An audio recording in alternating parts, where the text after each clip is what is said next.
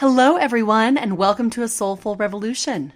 I'm your host, Lauren Grubaugh-Thomas, writer, priest, and twin mama, and today I am so excited because I get the chance with this short pre-season episode to reintroduce you to Hannah Curtis, who is my dear friend and the new co-host of A Soulful Revolution. A Soulful Revolution podcast started as a series of conversations with friends. I was a new mom of twins spending most of my day with newborns, and I desperately craved adult conversation. Hannah was the very first person I interviewed, and she brought a gust of joy and wisdom and whimsy back into my life, as I'm willing to bet she did for many of you. Since then, the show has grown and evolved to hold space for so many incredible guests of a wide variety of faith traditions and spiritual backgrounds. And after a whopping 14 episodes last season, I realized I needed some support. And I also wanted to share the joy of these conversations in real time. I couldn't keep these gems to myself anymore. It was an altogether serendipitous and totally unsurprising thing that Hannah is the first one I thought of when I decided to find a co-host. And it was an absolute honor and joy that she said yes. Hannah is a mother, a mentor, an advocate, and a theopoeticist. I know her to be someone who keenly senses the holy, courageously calls out injustice, and relentlessly claims joy.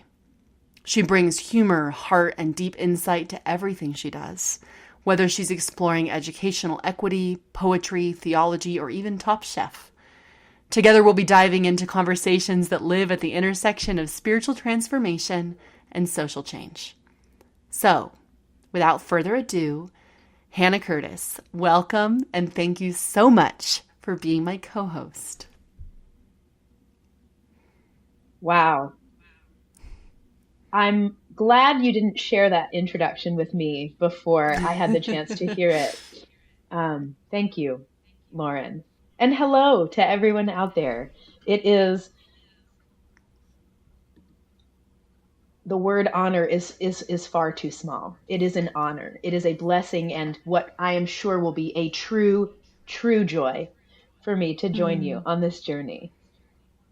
I'm excited as hell. Like, this Me is too. There's no other place I could see myself stepping into in this way. And as your listeners, our listeners, That's right, will testify to, you are a person unmatched. And I couldn't be more, like I said, honored to join you on this journey. Let's see, right? Let's see where we get to go together. Well, we'll get a little taste of that today, and I'm so excited Yes. for listeners to get to hear a bit more about who you are. And so, as we will be doing throughout the season, I want to begin by asking you what's guiding you right now at the intersection of your inner life and the world's longing for justice. Ooh, it's a complicated question, right? That intersection feels like 7-point in many ways, right? You can come at it from many angles and depart from it in many ways. I find myself with increasing clarity pursuing the urgency of this moment. I have a theater background, a performing background, and so we talk about in the theater world the stakes, right? What are the stakes for your character? How invested are you? The stakes of this moment are very high, and I don't see as much acknowledgement of that. What that calls me into is deeper understanding of the clarity of my witness, the sincerity of my witness, by which I mean, what am I witnessing? Maybe that's a good question. To what shall I testify? I say it jokingly, but we're all getting free. That's what we're doing here. Yes. Lauren and I, as Episcopalians and deep followers of Jesus, know that this road ends with liberation. We walk the road of liberation and we will see it through. Not of our own making, but we know that that's where we go. In the end of all things, we are returned to that from which we came. We are in full liberation. So I see that perhaps as my guiding light. Is this in the kingdom? Is this a part of liberation? And as the stakes as the stakes rise, that becomes clearer to me. Yeah. And so I move with that urgency and I move with that clarity. And I hope to make a difference. Yeah. So that's what's guiding me right now, perhaps. Beautiful. Thank you. Yeah, that stark clarity is something I've been thinking about a lot, where there's the term of apocalypse that often gets invoked when thinking about catastrophes. And the biblical sense of that word and of that Greek word is simply an unveiling, a revealing, yeah, of what is, right? Of peeling back the veil of unreality. And I was curious about your use of theopoetics to describe one of the lenses with which you see the world, because it's been so clear to me in the many years that we've known each other that poetry is one of the ways that you peel back the veil, that you're able to see reality as it is and to name reality as it is, whether you're borrowing other people's language or crafting your own. And so I wonder about what that means to you to be a theopoeticist. How does blending theology and poetry shape the way that you understand the divine, the way that you understand the work of justice in the world? And how might we expect your vocation as theopoeticist to inform the conversations that we'll have here on the show? Obviously, we started with softball questions. We go right into the show, Hannah. Get ready. You know it. You know how it is. So a couple of explainers, perhaps. Theopoetics is a term that I am in relationship with. It is a practice. It is an ethic. It is a consideration separately. Like, I didn't make that up. I'm sure people know that. However, I have rather judiciously borrowed and used it in my own ways. As I mentioned, I have a performing background, and that extends basically to every part of my life and in every way by which you might categorize it. I am an expressive speaker. I don't know if this one will be videoed, like if the video of this will be published, but like, yeah, it's constant. You'll be over out here. there, and y'all should watch. You should see Hannah's expressions, because her facial expressions and her gestures are the best. This is how I was made. And I've said before, if I could be any other way, I would, but I can't. This is how I was made. That in and of itself, it's an expression of the theopoetic as I understand it. I, as an expressive, hyperbolic, intense, passionate person, bear the image of the divine. What does the divine look like if it is on fire? Right? What does the divine feel like when it is the swell of orchestral music in an otherwise still space? What is the divine if not perfectly crafted and paired words spoken with intention? Like, I literally have chills just thinking about it. I'm not going to sing on this podcast, at least not in the first episode. But please do. Please sing. There are so many refrains that I could sing that indicate, whether secular, sacred, from whatever field, that indicate, that hint at what might be true if you're willing to entertain it. Other people will attribute that to many other things, right? Of course, there's the science of the harmonics of it, right? The ways in which our ears and our physiology are affected by music. But it's not just music, right? It's something about the artistry with which we approach those disciplines. It's different. It's inspired. It means something more. You know, as a preacher, a mantle that I am reluctant to claim, and yet my people affirm and will not let me get out of, And thus I must believe that I am called into service in this way. I have to be able to use this. It's not just the words that I say, that I've created and crafted. It is the way in which we express ourselves. Take that as an extension of the divine. What does that mean then?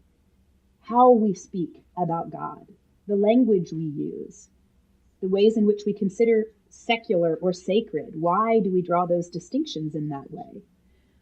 This to me is the field of theopoetics. It is the consideration of the poeticism of the divine. And I also love poetry.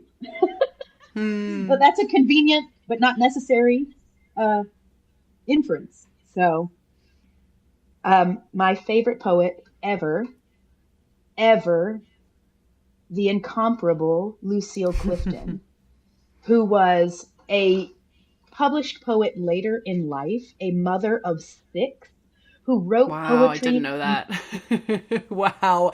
I'm always like, A mother I don't have of time for 6. poetry. I have 2 kids. I'm working. How can I write poetry? Wow. Wow. And yet, Lucille Clifton's poetry is succinct. It is lowercase. It is indicative, perhaps, of a life with little time for poetry. And yet the acknowledgement is inherent that life itself is poetic, that Lucille's poetry was just an expression and a naming of that which was already being divinely woven through her lived experience. If I may, I encourage everyone, listener, be an evangelist, my friends, for Lucille Clifton. I encourage you to look up her poetry, because when we talk about the theopoetic of it, the visual of the poetry is arresting.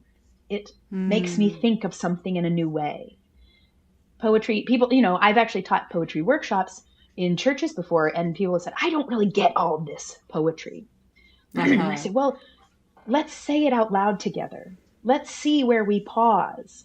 See what words feel new. Where can you chew a little bit more, right? As an actor, sometimes you're only granted 10 or 20 words, period. And of course, one of the jokes is there's no such thing as a small part, only a small actor, right? So let's take that in the divine sense. If I am only allowed this many words in my life, if I am only afforded this much stage time, if I only get one shot, how might I make it the best I can offer? So actually what I would do is encourage everyone to please look up Lucille Clifton's poetry. Let me know how you find it, and as in how it finds you. But I would also really, really love to be able to read a Lucille Clifton poem really quickly. Please. This is the one that I use as my email signature in like church or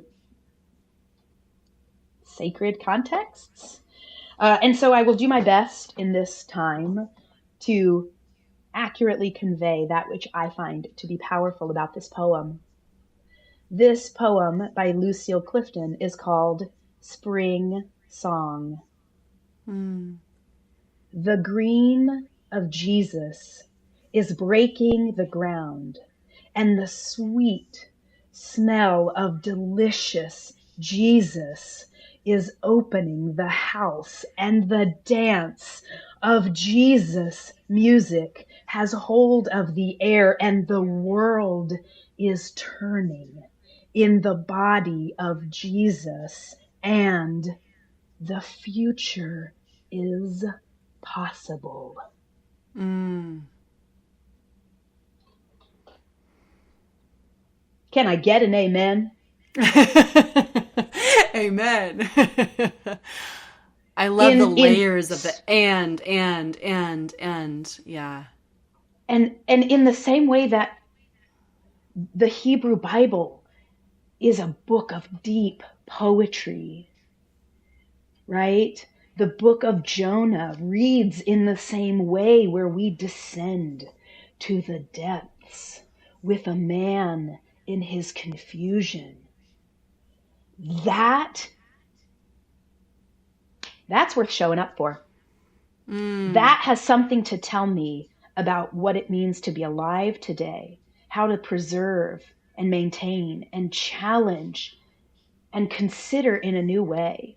Like, and again, that's 40 words.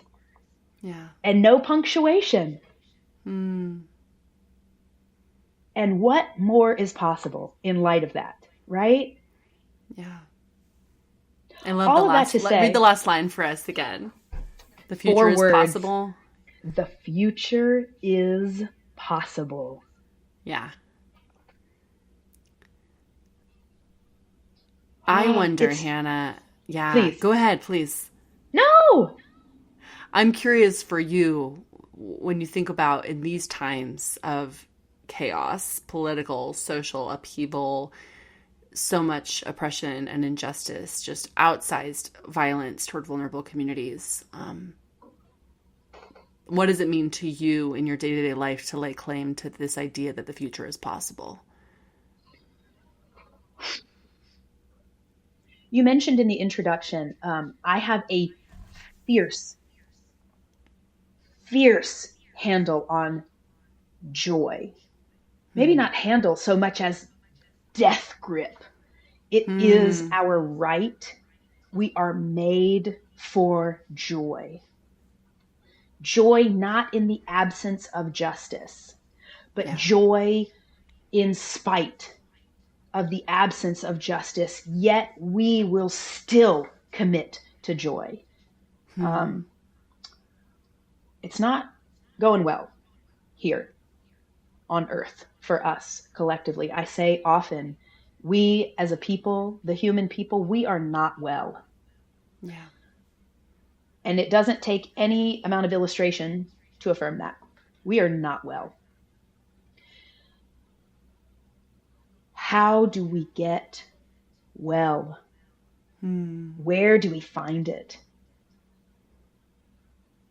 The pursuit of it is so important because it's a practice, because it's a discipline. Hope, just like joy, is something that we must maintain, and not for our own sakes, but for the sake of those around us. Yeah. We are a communal species. We are, as I say often, I have a real problem with this, and I'd really like to talk to the manager about it. We are frustratingly meant for each other.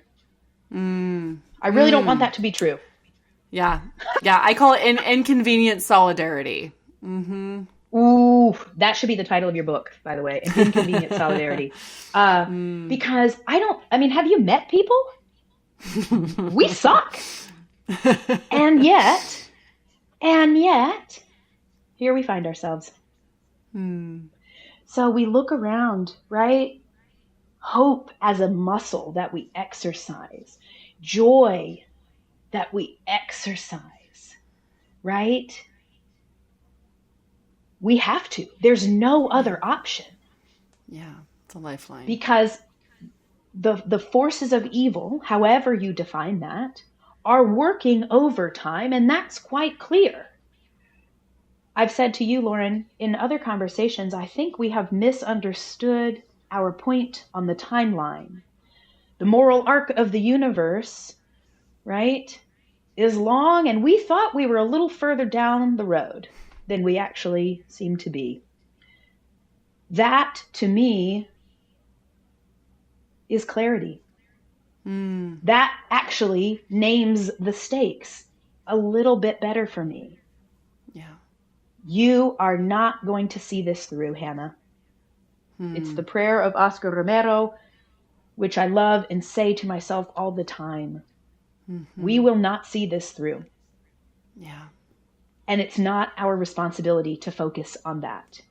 It is only ours to do what is ours to do, to receive from our ancestors that which we are allowed to bring forward, to hold tight to it, to gather as much additionally that we find meaningful, and to pass that on faithfully.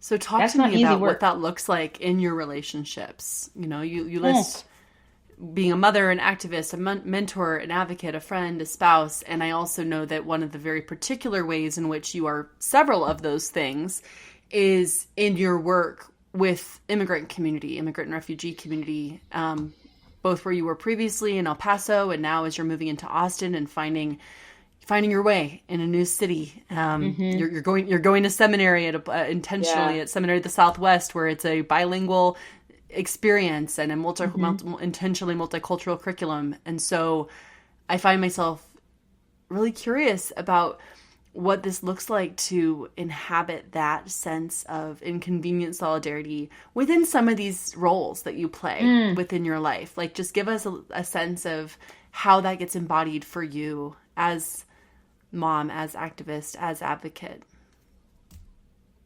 Such a great question, Lauren. You're really good at asking questions. I try. Thank you. What does it look like? I could give you a lot of examples, but it's going to make it sound like I'm doing this really well. And that's not necessarily the case. I can't say if I'm doing it well or not. I don't think that's mine to assess. All I can say is I pursue it as faithfully as I can, as sincerely as I can, and perhaps, like I said before, with as much clarity as I can. Part of what makes this work a little bit easier is relaxing expectations and hang-ups about myself or others and just being with someone without trying to affect their situation, without trying to better their situation, even if you have that capacity, right? That's a social work principle, right? Of like, you are your best gift to yourself. But I would say that many of us don't feel that way. Sometimes we need to have that affirmed and supported and nurtured by our community. Community being as defined, narrowly or broadly defined as we need it to be. I try to see people. That's a Bible verse. If anybody listens to this podcast and can tell me that reference, that's the Bible. That's a Bible verse. Nobody will be able to do it because it's super niche. But it's a reference to something. I'm not just like rambling. She say as she rambles. But that Hagar in the Hebrew Bible is the first one to say, I have seen the God who sees me. Yeah. Hagar did not have an easy path. But I have seen the one who sees me. There is divine power in being seen. It means that I've tried to engage in practices that are radically disarming and human. I try to touch people who are not otherwise often touched. Not in a weird or creepy way, but let me give you an example. If there is a person at an intersection asking for money, most often people avoid their eyes. We find it convenient to look at our phone or take a sip because we want to avoid the discomfort of the human experience. Yeah. We know that our siblings do not belong in situations where they are vulnerable and misused, and not even misused. People don't deserve that. No one does. And there is a groaning from our shared humanity that I sense deeply, and we don't know what to do about it. The problem is too big. I don't have enough money. If I give money to this person, what about... Who's asking you those questions? What about the human in front of you? Yeah. So one of my favorite practices, I try to keep food at the ready, a snack bag, a bottle of water, something that I can offer, a cigarette. We support each other in getting through. Yeah. But sometimes I just, with nothing else to offer but myself, I roll down the window and I ask somebody's name, and I ask if they want to hold hands. I ask if they want to say a prayer with me. That's lovely. Or I just talk to them. Yeah. Just a human moment. Yeah. They're not asking me to pull over on the side of the road and do anything beyond that. But if I can offer a human moment, what I tell my kids is, excuse me. What I tell my kids is, if we have the opportunity to help, and if we have something with which we can be helpful, I think it is ours to do. Yeah. That helps me. The clarity of that. Is this mine to do? Is it within my capacity to do this? The answer will not always be yes, but it is not no as often as we might like to think. So what does it mean? See people. Yeah. Mourn and grieve and lament. Name what is unjust. Shout it. Yeah. And bear witness. Right? Don't turn away. Don't disengage. It's too easy in our society. We're distracted, desensitized.